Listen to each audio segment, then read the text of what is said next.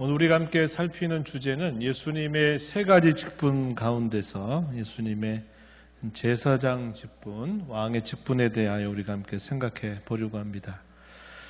예수님이 우리를 위해서 하시는 일이 무엇인가에 대해서 우리가 생각할 때 중요한 요점은 이것이었습니다. 예수님이 선지자와 또 제사장과 이 왕의 세 가지 직분을 수행하시는데 낮아지시는 상태 그리고 높아지시는 상태를 통해서 이러한 일을 우리를 위해서 행해 주셨다 하는 것이 중요한 요점이 됩니다. 우리가 지난 시간 선지자 직분에 대해서 생각을 하면서 예수님께서는 참된 선지자로서 저와 여러분을 구원하시려고 하시는 하나님의 뜻을 밝히 계시해 주셨는데 한편으로는 지상 사역에서 이 땅의 공생의 사역을 통해서 예수님이 그것을 끊임없이 가르치고 인도하셨다는 것과 또 하나는 예수님이 승천하시고 나서 천상에서도 역시 계속적으로 그런 선지자의 직분을 행하고 계신다 하는 내용이었습니다. 우리가 그것을 천상사역이다 이렇게 말하고 그렇게 천상사역을 행하시는 방편, 수단이 뭐냐 했을 때 말씀을 통하여 성령을 통하여 그렇게 일하신다 하는 것이고 그러한 일에 있어서 오늘날 교회 가운데 말씀을 가르치고 전하는 이 직분이 대단히 중요하다. 그래서 강단에 서서 말씀을 증거하고 가르치는 이들을 위해서 끊임없이 기도하고 또 그런 역할을 맡은 자들은 하나님의 말씀을 순전하게 잘 선포하고 드러낸 일에 힘을 기울여야 된다 하는 이야기를 우리가 지난 시간에 살펴보았습니다. 우리가 이제 이어서 생각하는 것은 두 가지 나머지 직분에 대한 것입니다. 제사장 직분과 왕의 직분에 대한 것인데 이 소리문답에서는 제25문과 26문에서 이 문제에 대해서 우리에게 소개를 해줍니다. 먼저 제사장 직분에 관하여 소리문답 제25문은 이렇게 묻습니다. 함께 또 답변해 주시기 바랍니다. 제25문 그리스도께서 제사장의 직분을 어떻게 행하십니까? 답변해 주시죠. 그리스도께서는 제사장으로서 단번에 자신을 제물로 드려 하나님의 공의를 만족시키시고 우리를 하나님과 화목하게 하셨으며 또한 우리를 위하여 항상 간구하십니다. 이 답변에서 우리가 확인하게 되는 요점 우리가 몇 가지로 정리할 때 세 가지로 나누어 정리해 볼 수 있습니다. 첫 번째 요점은 그리스도께서 제사장직분을 행하셨던 첫 번째 중요한 사항은 하나님의 공의를 만족시켜 주셨다 하는 것입니다. 두 번째 요점은 그러면서 우리에게 화목을 이루어 주셨다 하는 사실이고 그리고 또 한 가지 지금도 우리를 위해서 계속 중보 사역을 감당하고 계신다라는 사실입니다. 첫 번째 공의를 만족시키셨다 하는 내용 함께 생각해 보면 속죄 교리라고 부릅니다. 속죄 교리를 말할 때 몇 가지 주장들이 있었어요. 그 대표적인 것 중에 하나가 뭐냐면 사탄 배상설이라고 하는 것이 있었습니다. 참고적으로 여러분들이 기억하시면 되겠어요. 사탄 배상설. 배상한다라는 말 우리 가끔 쓰죠. 뭔가 다른 사람에게 손해를 입혔을 때 그것을 배상한다라는 말과 같은 의미입니다. 사탄 배상설. 조금 표현이 그런데 무슨 뜻일까요?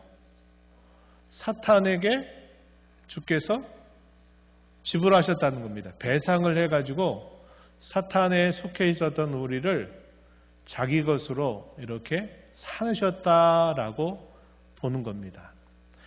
성경에 보면 그의 피로 사셨다 이런 표현이 있어요. 그의 피로 사셨다. 사셨다는 게 지불하고 사냈다라는 의미가 있단 말이에요. 그러다 보니까 이러한 속죄 교리에 관하여 사탄 배상설 마치 사탄에게 값을 지불하고 사탄에게 묶여 있었던 우리를 건져냈다라는 식으로 이제 가르치는 속죄 교리입니다. 이것은 바람직하지 않다 하는 겁니다. 성경이 우리에게 가르치는 가장 올바른 속죄의 교리는 만족설이라고 하는 거예요. 무엇에 대한 만족이냐? 하나님의 공의에 대한 만족이다라는 사실입니다. 하나님의 공의라고 하는 게 뭡니까? 하나님 앞에 죄를 범하게 되면 반드시 그 죄값을 치르게 하신다고 하는 겁니다. 그것이 하나님의 공의에 맞는 것이죠. 범죄한 아담과 하와 그리고 그 안에서 태어나서 사는 모든 사람이 죄 아래 있다라는 것은 그 범하는 모든 죄에 대하여 하나님이 공의를 행사하신다. 그 공의에 따라 심판을 행하시는데 그리스도께서 제사장으로서 그의 몸과 피를 드리신 것은 바로 그런 하나님의 죄에 대한 심판, 곧 하나님의 공의로우심을 만족시켜 주셨다 하는 것입니다. 그래서 가장 올바르고 적절한 이 속죄의 교리는 만족설이다 하는 사실입니다. 하나님의 공의를 그리스도께서 우리 대신 만족시켜 주심으로써 모든 형벌과 저주로부터 우리가 면제받게 되었다 하는 내용입니다. 이것은 우리가 앞에서 살펴본 것처럼 우리 사람이 이룰 수 있는 일이 아니라 그것은 오직 그리스도께서만 이룰 수 있는 일이 되셨다는 사실이죠. 이에 대한 성경 구절 중에 우리가 살펴볼 수 있는 구절은 이사야서 53장 11절 고난받는 종에 대한 메시아 예언에서 우리가 확인해 볼 수 있습니다. 53장 11절에 그가 자기 영혼에 수고한 것을 보고 만족하게 여길 것이라. 나의 의로운 종이 자기 지식으로 많은 사람을 의롭게 하며 또 그들의 죄악을 친히 담당하리로다. 만족하게 여긴다 표현이 등장하죠. 그리고 히브리서 9장 26절로부터 28절 말씀 우리 함께 소리내 말씀을 읽어보겠습니다. 그리하면 그가 세상을 창조한 때부터 자주 고난을 받았어야 할 것이로되 이제 자기를 단번에 제물로 드려 죄를 없이 하시려고 세상 끝에 나타나셨느니라. 한 번 죽는 것은 사람에게 정해진 것이요 그 외에는 심판이 있으리니 이와 같이 그리스도도 많은 사람의 죄를 담당하시려고 단번에 들으신 바 되셨고 구원에 이르게 하기 위하여 죄와 상관없이 자기를 반한 자들에게 두 번째 나타나시리라. 아멘. 단번에 제물로 드려서 죄를 없이 하셨다. 이 표현이 26절 그리고 28절에서 등장하죠. 단번에 제물로 자신을 드려서 죄를 없이 하셨다. 이 죄에 대한 심판을 만족해 하셨다. 이렇게 우리가 이해할 수 있는 부분이 되겠습니다. 두 번째는 주님께서 이 땅에 오셔서 이루신 일은 제사장으로서 하셨던 두 번째 중요한 일은 화목을 가져다 주셨다는 겁니다. 화목. 그 화목의 내용을 살필 때 우리는 세 가지를 생각해요. 하나는 가장 먼저 하나님과 우리 사이의 화목을 가져다 주셨다. 두 번째는 사람과 사람들 사이의 화목을 가져다 주셨다. 세 번째는 우리 사람과 창조 세계 사이에 하나님께서 화목을 가져다 주셨다 하는 사실입니다. 그래서 이 화목에서 우리가 다루게 되는 내용들은 이 세 가지 내용들을 우리가 생각해 보게 된다는 거죠. 가장 중요한 첫 번째는 하나님과 우리 사이에 화목을 이루게 하셨다 하는 사실입니다. 로마서 3장 25절 말씀에 이 예수를 하나님이 그의 피로써 믿음으로 말미암는 화목 제물로 세우셨으니 이는 하나님께서 길이 참으시는 중에 전에 지은 죄를 간과하심으로 자기의 의로우심을 나타내려 하심이니 이렇게 기록합니다. 예수를 하나님이 그의 피로 믿음으로 말미암는 화목 제물로 세우셨다. 구약에 여러 드렸던 제사 가운데 화목제라고 하는 제사가 있었죠. 그 말 그대로 제사를 드리는 사람과 그 제사를 받는 대상이신 하나님 사이에 화목을 이루게 하는 제사입니다. 그것은 결국 이 땅에 오신 예수님이 이루실 이 속죄 제사에 대한 하나의 그림이었어요. 예표적인 그림이 되었다 하는 것이고, 구약시대 이 화목제를 드리게 했던 것의 참된 완성이 바로 우리 주님 예수 그리스도의 완전한 속죄 제사를 통해서 이것이 이루어지게 되었다는 것을 우리에게 보여줍니다. 화목제물로 세우셨다 이렇게 말하고, 로마서 5장 10절 11절 말씀에 보시면은 우리가 원수 되었을 때 그의 아들의 죽으심으로 말미암아 하나님과 화목하게 되었은즉 화목하게 된 자로서는 더욱 그의 살아나심으로 말미암아 구원을 받을 것이니라. 그뿐 아니라 이제 우리도 화목하게 하신 우리 주 예수 그리스도로 말미암아 하나님 안에서 또한 즐거워하느니라 이렇게 말합니다. 이에 대한 성경 구절 가운데 골로새서나 또 에베소서의 내용을 보면 하나님과 화목을 이루므로 그 모든 게 끝난 게 아니고 그 화목이 이루어짐으로써 사람과 사람 사이에도 화목이 이루어졌다. 또 에베소서 1장 10절 이하에 보게 되면 모든 것이 통일되게 하려 하신다 하는 그런 말씀을 통해서 주께서 이루신 이 십자가의 대속사건으로 인하여 모든 창조하신 세계도 화목을 이루게 되었다는 것을 우리에게 보여주고 있다는 것입니다. 그래서 우리가 이러한 내용들을 우리가 그리스도의 제사장 직분을 통해서 우리가 확인할 수 있게 된다 하는 사실이죠. 사실상 우리가 돌아보면 왜 아담과 하와 사이에 갑자기 이상한 관계가 만들어지게 되었는지, 그리고 따지고 보면 다 같은 혈족인데 왜 사람을 죽이게 된 이 살인사건이 발생하게 됐는지 하는 것들이 다 결국 어디로부터 온 겁니까? 하나님과의 관계가 깨어짐으로써 결국은 자연적인 수순으로 따라왔던 결과들이었다는 겁니다. 우리가 창세기 2장, 3장, 4장의 내용을 우리가 쭉 다시 떠올려 보면 바로 그런 과정들을 거친 거죠. 하나님이 금하신 실과를 따먹으로 범죄했는데 이 아담과 하와가 그 범죄한 이후에 어떻게 바뀌냐면 서로 간에 핑계를 떠넘기는 일을 하는 거죠. 내 책임이 아니라 하나님이 주신 이 여자로 말미암아 내가 금하신 실과를 따먹었습니다. 이렇게 말하고, 또 여자에게 왜 이렇게 했느냐 했더니 뱀이 나를 꾀서 내가 이렇게 따먹었다고 말합니다. 그러면서 내리셨던 조치가 뭐예요? 내가 남편을 주장하려고 하지만 남편이 너를 뭐 할 것이다? 다스릴 것이다. 그 말은 한 가정 내의 남자와 여자가 가정을 이루어도 계속 뭔가 주도권을 잡으려고 하고 뭔가 계속 어긋나게 하려고 하는 이런 부분들이 부패한 사람 속에 이제 만들어지기 시작한다는 거예요. 그래서 하나님이 그것을 질서 가운데 딱 정해주셨다 이 말이죠. 아담이 범죄함으로 땅은 어떻게 됐습니까? 엉겅퀴를 내기 시작했다 이렇게 표현했어요. 그래서 하나님 뭐라고 말씀하냐면 내가 수고하여 땀을 흘려야 내가 먹을 것을 얻게 된다. 이렇게 또 하나님 말씀하시거든요.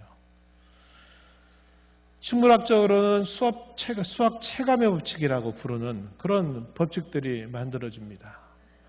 내가 수고를 해도 수고를 하면 그것들이 그냥 다 그 수고대로 다 모든 게 나오는 게 아니라 수고해도 온갖 어려움들을 만나는 거죠. 병충해도 생기고 땅도 질이 그렇고 이러면서 수고한 대로 얻지 못하게 되는 그런 일들이 있게 된다 이 말이죠. 땀을 흘려야 내가 먹고 산다. 이렇게 또 하나님 말씀을 하시거든요. 다 이게 하나님과의 관계가 깨어짐으로써 자연스럽게 따라왔던 수순이었어요. 그리스도께서 제사장의 직분을 행하심으로써 하나님과 화목하게 하심으로 당연히 따라오는 수순은 사람과 사람 사이에 여러 갈등, 다툼, 문제, 또 분쟁 이런 것들을 하나님이 화목하게 만들어 주셨다고 하는 사실이고, 창조하신 이 모든 세계도 하나님이 결국은 다 회복하시는 그런 역사를 이루신다. 이렇게 성경은 우리에게 가르쳐주고 있는 것입니다. 세 번째 요점은요, 지금도 우리를 위해서 중보하고 계시다는 사실입니다. 구약의 대제사장이 자기 백성들, 하나님의 백성들을 위해서 끊임없이 그들의 죄를 위해서 제사도 드리고 또 그들을 위하여 중보의 역할을 했던 것처럼 예수님께서는 완전한 대제사장으로서 지금도 하나님의 우편 보좌에서 저와 여러분을 위하여 중보하고 계신다 하는 것이 예수님의 제사장 직분의 세 번째 요점입니다. 우리가 중보기도라는 말 많이 사용하죠. 그런데 엄밀하게 말하면 중보기도는 예수님이 우리를 위해서 하는 기도만이 중보기도입니다. 다른 걸 중보기도라고 말하는 것은 맞지 않아요. 성경은 도고라는 말, 디모데 서신에 보게 되면 도고, 나라를 위해서 또 권세자들을 위해서 기도하는 것들, 또 다른 성도들을 위해서 기도하고 하는 것들, 도고라 이렇게 말하는 겁니다. 그거를 중보기도라고 말하면 안 돼요. 근데 우리나라는 선교단체를 통해서 이 중보기도라는 말을 막 쓰기 시작하면서 교회들이 다 무분별하게 그 말을 그대로 다 사용합니다. 중보기도, 중보기도. 교회 가면 중보기도팀, 중보기도회 막 이렇게 쓰는데, 그런 표현은 예수님께서 저와 여러분의 죄를 위해서 지금도 중보하신다라고 하는 것 외에는 이 표현을 사용하지 않아야 한다는 겁니다. 그래서 여러분들이 중보기도하면 예수님이 지금도 하늘의 보좌에서 믿는 자기 자녀들을 위해서 기도하신다. 이걸 중보기도라고 여러분들이 이해하시라는 겁니다. 로마서 8장 34절 말씀에 누가 정죄하리요 죽으실 뿐 아니라 다시 살아나신 이는 그리스도 예수시니 그는 하나님 우편에 계신 자요 우리를 위하여 간구하시는 자신이라. 그분은 지금도 천상에서 그러한 일을 저와 여러분을 위해서 계속 하신다. 이렇게 말해주고 있는 겁니다. 우리가 아까 읽었던 그 히브리서에 있는 말씀, 처음 읽었던 그 말씀에서도 뭐라고 표현했습니까? 이 땅에 아론 제사장의 반열 혹은 그 서열을 따라서 대제사장이 되는 경우에는 그 직분이 언제 끝나느냐? 그가 부름받는 순간 그 직분은 끝납니다. 왜냐? 한정된 수명을 살다가 떠나가야 될 한 인생이기 때문에 그래요. 그런데 우리 예수님은 이 아론의 반차 혹은 아론의 서열을 따르시는 제사장이 아니라 멜기세덱의 그 서열 혹은 반차를 따르는 제사장이 되시고, 그분은 언제나 죽지 않고 살아계신 분이시기 때문에 그분의 제사장의 직분이 갈리지 않는다. 이렇게 말합니다. 우리가 아까 읽었던 히브리서 7장 14절에 다시 보면 예수는 영원히 계심으로 그 제사장 직분도 갈리지 아니한다. 25절에 그러므로 자기를 입으며 하나님께 나아가는 자들을 온전히 구원하실 수 있다. 이렇게 말합니다. 예수님의 대제사장의 직분은 결코 갈리지 않는다. 이렇게 표현해주고 있다는 겁니다. 히브리서 7장 25절 여기 소개되고 있는 말씀처럼 그와 같습니다.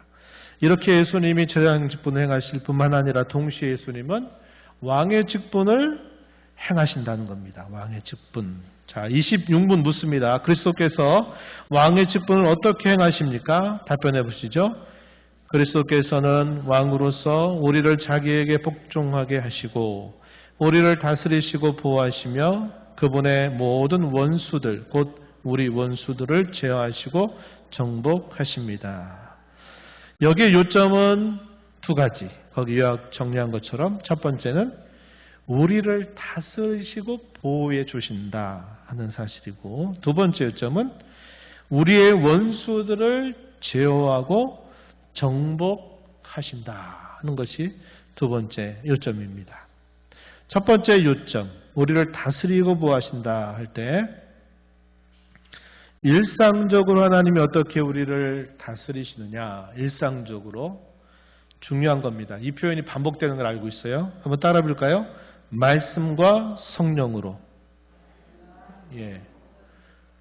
그리스도께서 왕의 직분을 행하셔서 우리를 다스리실 때 말씀과 성령으로 우리를 다스리시는 것이 보편적이다 하는 겁니다. 보편적이다. 이 말은 아주 특별한 경우에 하나님이 특별한 방식을 통해서 우리를 다스릴 수도 있어요. 그러나 그것은 매우 특별한 경우에 제한되고 일반적으로 우리 주님은 그의 말씀을 통해서 그의 성령을 통해서 우리를 다스리신다 하는 것 기억해야 합니다. 우리가 찬송 가운데서 또 우리가 기도 가운데서 주님이 우리의 왕이십니다.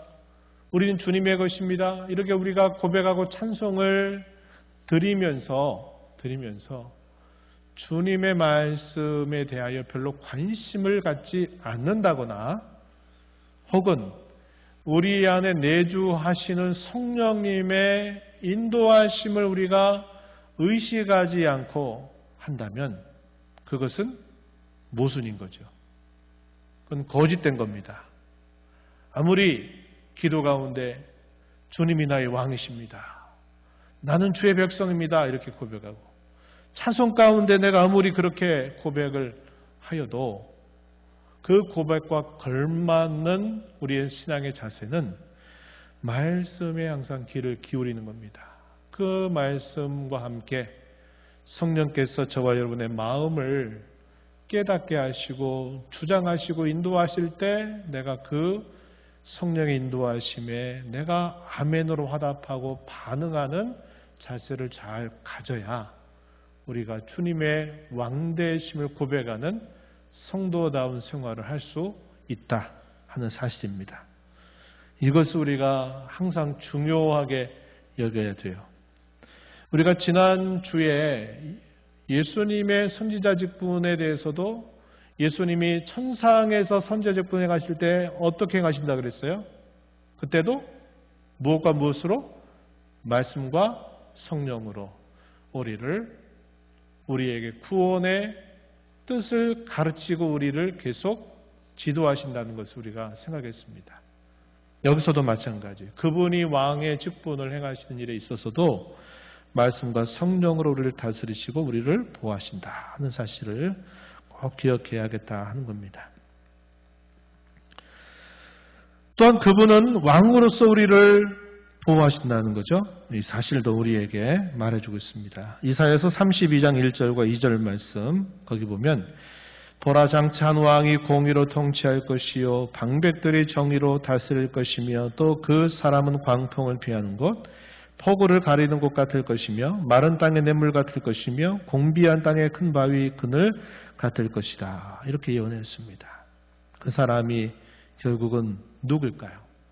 이 땅에 오신 예수님을 결국 예언하고 있는 말씀의 내용이죠. 예수님이 이런저런 기적들을 많이 행하셨어요. 그 기적을 행하신 것의 중요한 목적은 어디 있었겠습니까? 주의 말씀이 사실이고 주의 말씀이 진리라고 하는 것을 확증하시도록 기적을 행하셨다 이 말이에요. 근데 대다수 사람들은 정작 어디에 마음을 빼앗깁니까? 그분의 말씀을 듣고 그 말씀을 믿고 행하는 것보다도 그가 또 무슨 기적으로 오늘을 우리를 놀라게 해주실까? 오늘은 또 어떤 기적 같은 일들이 또 우리 가운데서 일어날까 하는 것에 많은 사람들의 마음이 거기에 빼앗기게 되는 겁니다. 그래서 예수님께서도 때로 많은 무리들이 계속적으로 기적을 요구하는 것에 대하여 심히 책망하시기도 하시고 그렇게 기적만을 요구하는 사람들의 자리를 떠나시기도 하셨다는 거예요. 그것이 결국 우리에게 보여주는 것은 예수님은 항상 그의 말씀과 그의 영을 통해서 우리를 다스리기를 원하고 계시다 하는 겁니다. 그런데 우리가 그 말씀을 잘 듣지 못해요. 왜 그럴까요? 그분이 우리를 다스리실 때 막 강제, 협박, 공갈, 막 우리에게 두려움과 공포를 가져다 줘서 그야말로 압도당해서 우리가 그렇게 하지 않으면 안 될 정도로 하나님 이렇게 하시지 않는다는 거예요. 그러니까 우리가 그런 일에 대해서 별로 반응을 안 하면서 살 때가 너무나 많은 거예요. 만약에 공권력이 동반이 되고 만약에 그렇게 하지 않으면 감옥에 집어넣고 그렇게 하지 않으면 벌 주는 일이 막 따라오면 그게 무서워서라도 따를 거예요. 그런데 예수님은 그렇게 하지 않으세요. 어떻게 하시려고 하는 겁니까? 우리의 마음, 우리가 자발적인 순종을 통해서 우리가 인격적인 반응을 통하여 그분의 말씀을 따르게 하시도록 기다리시는 거예요. 보편적으로 그렇게 하십니다. 만약에 하나님 보시기에 아주 절박하다 그럴 때는 강권적으로 그렇게 하실 때도 있는데 그것은 통상적인 방법이 아니라 그야말로 비상시입니다. 비상시. 어떤 사람들은 맨날 특별한 것만 좋아하는 사람들이 있어요. 특별한 거. 특별한 식사, 특별한 모임, 특별한 거. 하도 모임이 그러다 보니까 뭐 특별한 모임, 이렇게 특별한이란 말을 쓰는데 특별한 거 별로 좋아할 필요가 없어요. 그건 말 그대로 어쩌다입니다. 어쩌다.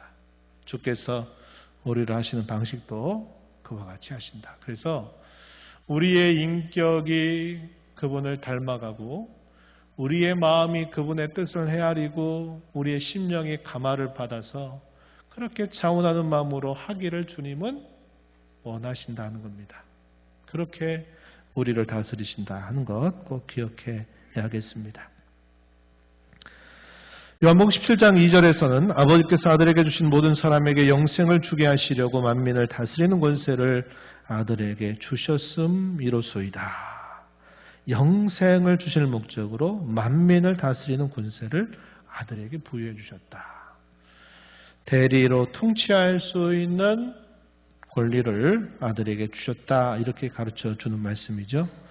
또 우리 너무 잘 아는 마태복음 28장 19절 20절 말씀에 우리 함께 이 말씀 읽어보겠습니다. 그러므로 너희는 가서 모든 민족을 제자로 삼아 아버지와 아들과 성령의 이름으로 세례를 베풀고 내가 너희에게 분부한 모든 것을 가르쳐 지키게 하라. 볼지어다 내가 세상 끝날까지 너희와 항상 함께 있으리라 하시니라. 아버지와 아들과 성령의 이름으로 세례를 베풀고 이렇게 표현했습니다. 그리고 그들을 가르쳐 지키게 하도록 해라. 이렇게 표현했어요. 두 번째 중요한 요점은 원수들의 제어와 정복입니다.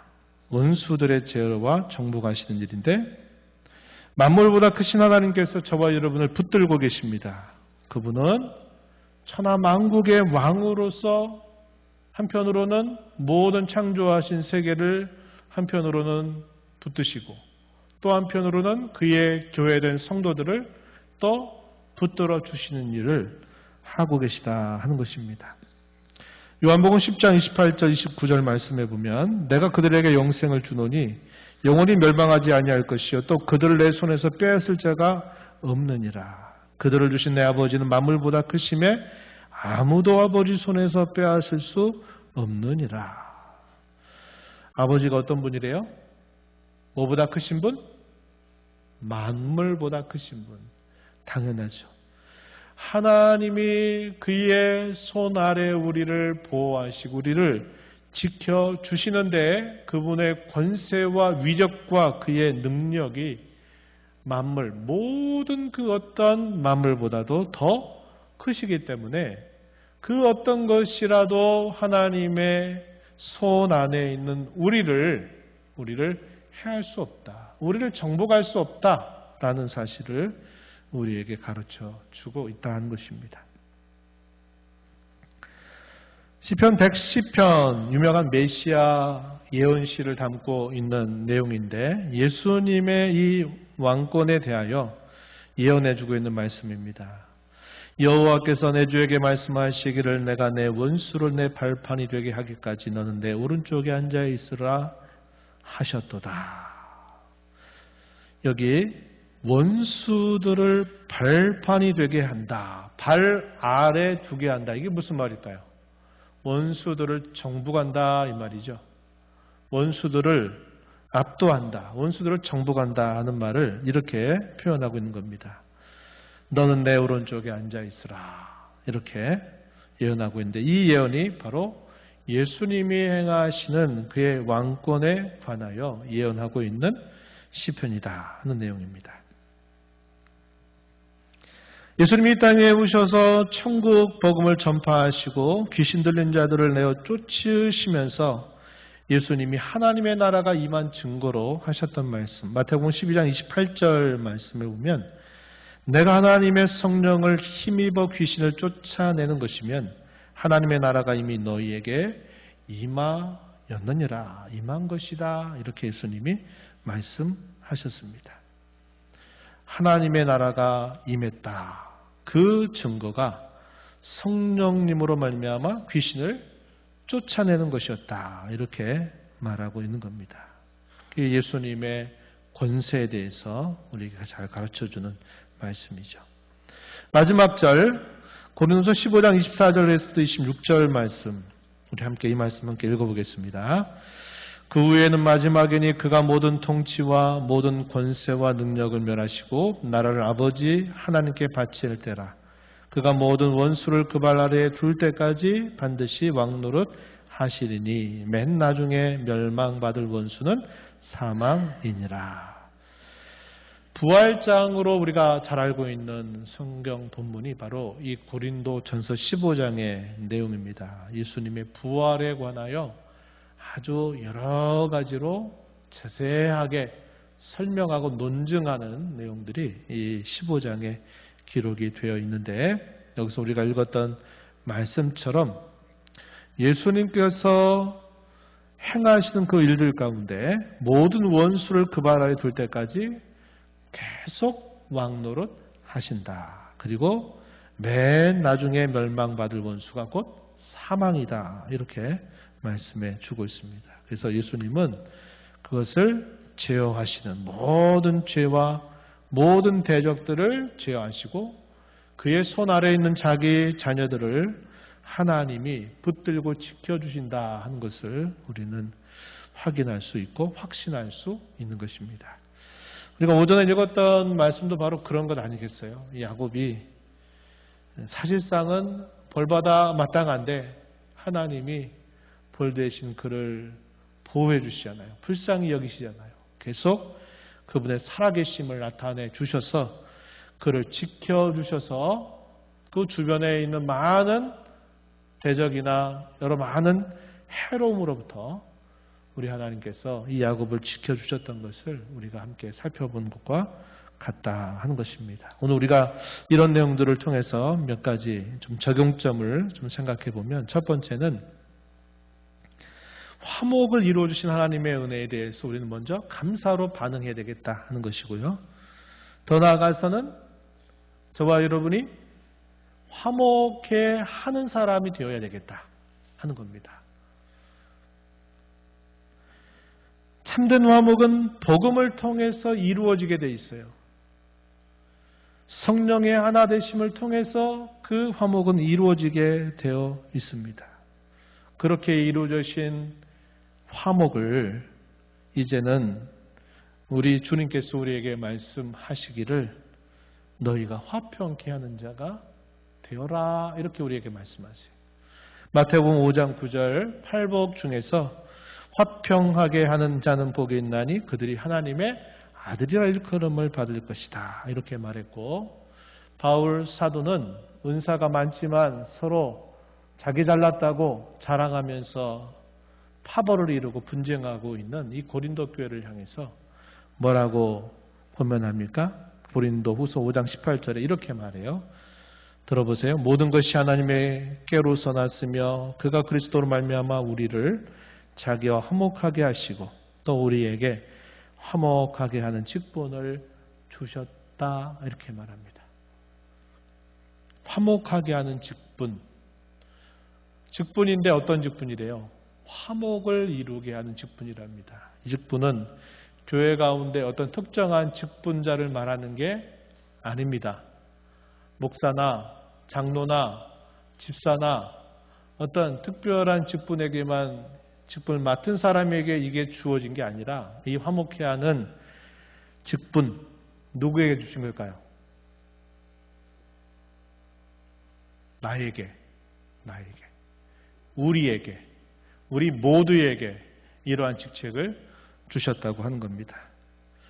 사람들이 모일 때 그 모임에서 어떤 사람이 가면 모임이 이렇게 좀 잘 되도록 원활하게 잘 해주는 사람이 있는가 하면 어떤 사람이 가면 그 모임에 꼭 문제를 일으키는 사람이 있을 수 있지요.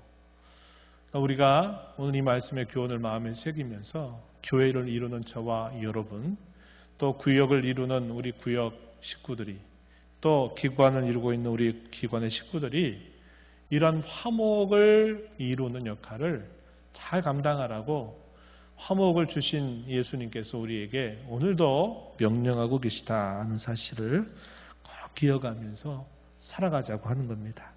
두 번째, 말씀과 성령으로 다스리시는 주님께 복종하고 우리가 섬기는 종으로서 다스리는 일을 잘 감당하자고 하는 겁니다. 내가 먼저 주님의 다스림을 받지 않는 한 내가 주님을 섬기는 종으로서 또 잘 다스릴 수는 없는 거죠. 하나님이 사람을 그의 형상대로 만드시고서 사람에게 뭘 역할을 주셨냐면 공중에 나는 새와 땅에 있는 모든 생물과 땅 아래에 있는 모든 물속에 있는 생물들을 다스려라. 이러한 명령을 내리죠. 이걸 문화명령이라고 그런다 그랬어요.